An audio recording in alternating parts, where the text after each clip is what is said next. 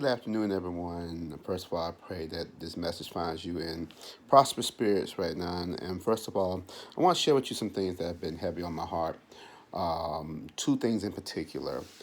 Parents, one of the things that we must do in this season is we need to assess the mental state of our children. And I don't know how many of you really thought about that, but I know for during the pandemic, it has been a lot of stressful adults walking around here. It's funny sometimes to see some of the things on Facebook and social media about parents talking about how these kids are driving them crazy and the kids are this, the kids are that.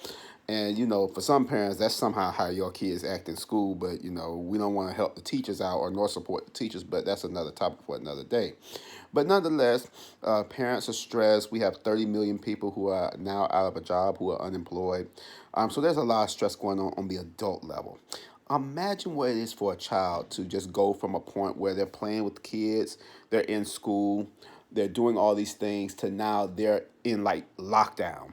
They can't go play with their friends or their family members. They can't go to the mall like they used to. They can't go shopping like they used to. They have to wear a mask.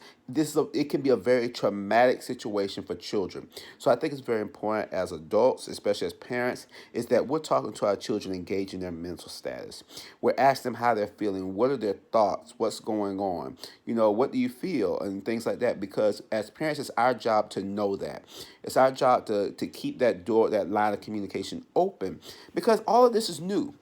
All of it is new as it relates to, especially for them and for many of us, this is a new way of life. But it's not one that the Lord did not prepare us for. And what I mean by prepare us is that He prepared us by what? Through trusting Him to be our provision and our protection, to raising up children and ourselves of great character, of godly character. So, when this pandemic hit, it made us go into our homes, we recognize this is a golden opportunity for us to really do some real ministry within our homes. But for the children, it's going to be very important that their world really got turned upside down. And so, as a parent, it's very important for you to talk to your children, sit down with them, engage them. They might not say much, but they're probably thinking a lot of things. And the worst thing we can do is allow the outside world to give them answers or to give them some idea of what's going on instead of them letting them hear it from you. You know that the world will taint it. And one of the things I pray that you don't do not do this, is feed them this political garbage that we tend to do and perpetrate through generations.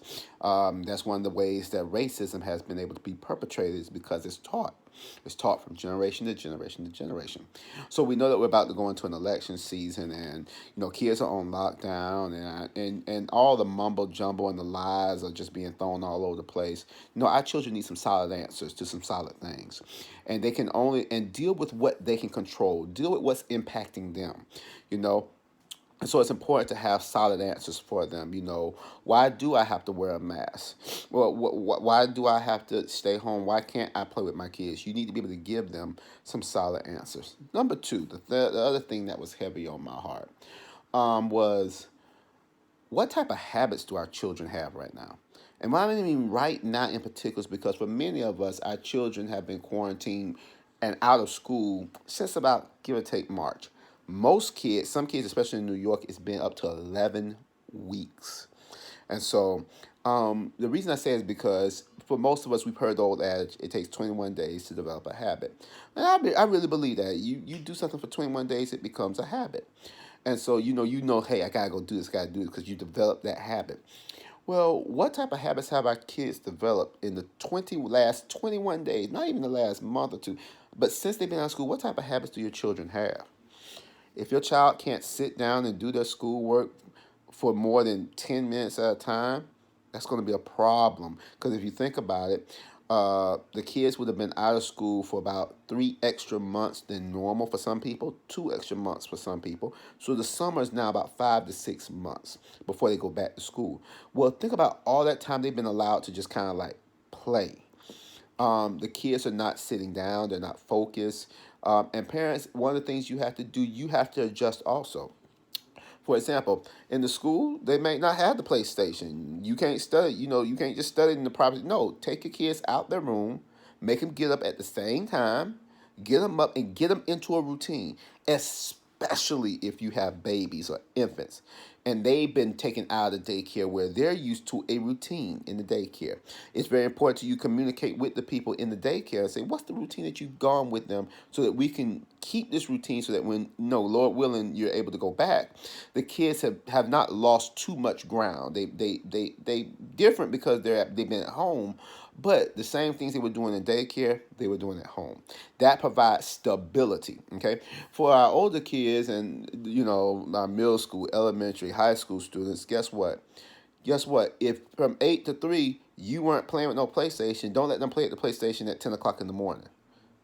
Hey, I knocked out my work. I go, no, how about this? Why don't you learn some chores, some responsibility? Why don't you get out in the yard and cut the yard? Why don't you learn how to do something different? Well, hey, you want to be a pilot or a nurse? Okay, let's learn about the body. Let's learn about aviation. There's things that we have to do. We have to give them some structure. That's the responsibility of the parent to give them structure. But if our children can't even be still, y'all, listen to me. How are they being still in school when they get in your presence? They can't be still for 10 minutes and do the work on the computer. That's a problem, y'all.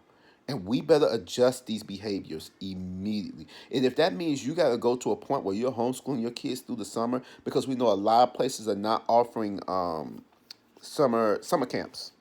A lot of places are not. Then guess what? You need to develop those habits. You need to develop skills to help them focus for an extended period of time. I think the average time for the brain to really record stuff is about 45 minutes. So I'm not even saying take your kid through a 45-minute session. Give them a 20-minute session on math. A 25-minute session on math. Give them a couple of minutes to process, relax, then get back on it. But be as close to routine as possible for them, because when they go back to school, if they develop all these bad habits where they can't focus, they can't do nothing, the first thing we're going to do, and it's human nature, it happens, we're going to take them to the doctor and ask for ADHD medication. As a medical professional, let me say, do I believe in ADHD? Yes, I do. I do believe in it. Do I believe people are over medicated? Yes, I do. I highly believe it's over medicated, it's over prescribing in that area. But can you imagine what it'll be in August or September if these kids come back and they don't have the attention span of a gnat? Like, because they just weren't made to sit down and focus on a particular task or a particular job or doing some type of work or doing some type of learning, okay?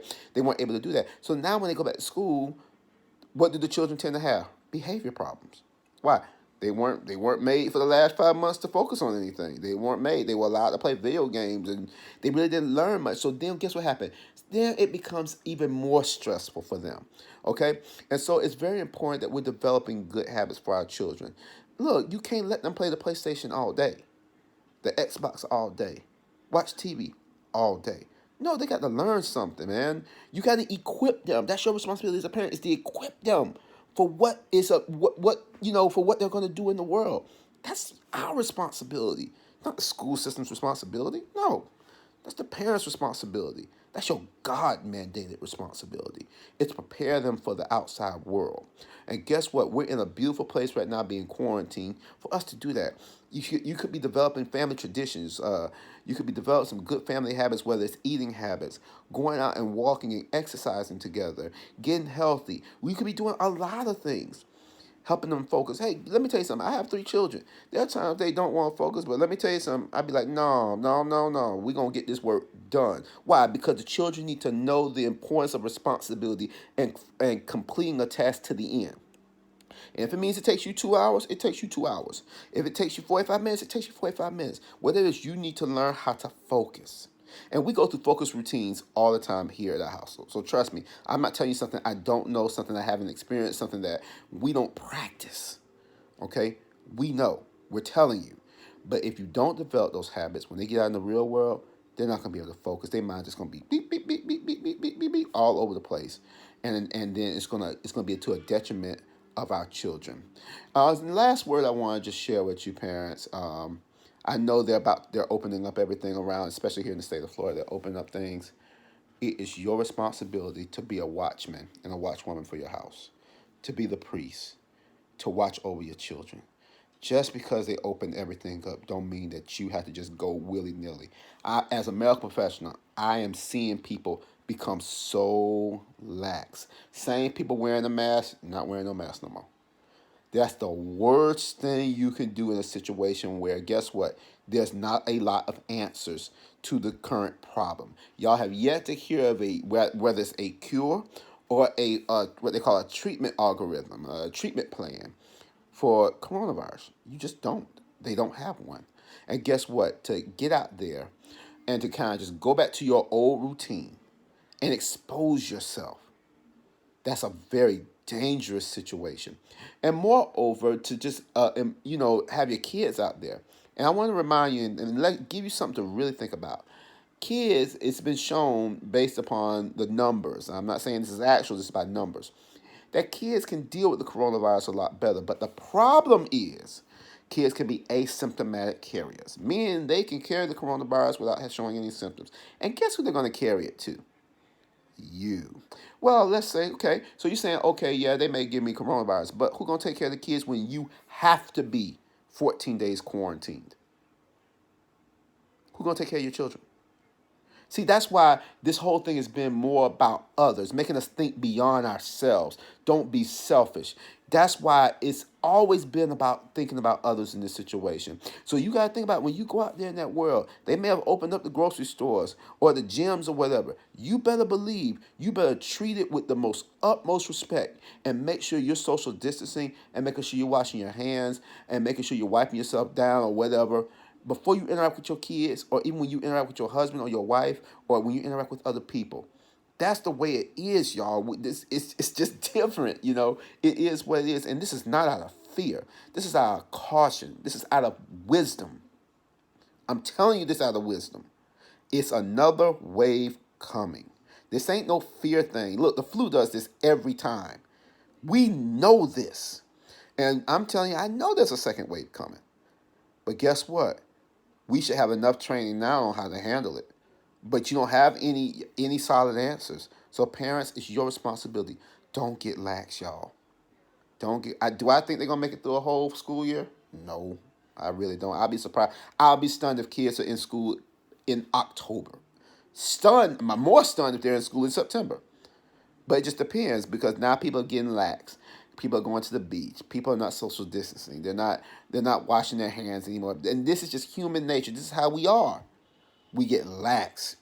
And this virus still is very, very dangerous. It's very, very deadly. And God tells them before you say, well, God got me, God got me. Yeah, God got me. God told me also, if any man asks for wisdom, he'll give it liberally, unwavering in faith.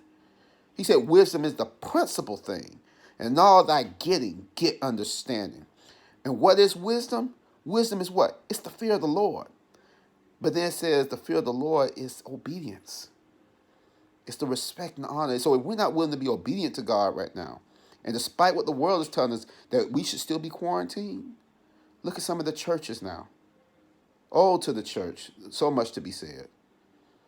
People losing their lives, gathering back again. The church don't belong to you. The church belongs to Christ. The church belongs to Christ. And it's our responsibility to be in constant communication with him concerning when we are to gather.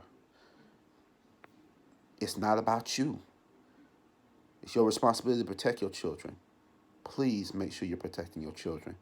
Don't get lax right now. Please don't. Please don't. We as medical professionals are not getting lax. We're just as dressed up and protected as we were day number one. And there's a reason for that. So please make sure y'all heed wisdom. I love you all. My heart goes out. Please don't let your children be the one to get impacted. Don't let your hard-headedness, don't let your pride, don't let your stubbornness cost you or even impact your children right now. Y'all be safe. Please heed the wisdom of the Lord right now. Develop a relationship with the Lord. Sensitize your hearing to his voice. And most of all, in the fear of the Lord, obey him. Obey him in these days. It says that wisdom, and I can't get Proverbs 4 out of my head, but it says wisdom will promote you. But it said this wisdom will protect you. It'll protect you. It'll bring you honor. The most important thing is wisdom will protect you. And if we walk a path of wisdom and understanding, it says death and destruction, that's pestilence, does not know that path. Foul birds and lions, which are demons, can't walk on the path of wisdom and understanding. That's why he said it's the principal thing. And all that getting, get understanding. I love you all. God bless y'all. I really pray that y'all take this to heart. Please, it's not about you. Protect your children. Develop good habits. Steer them in the right way. May God bless you.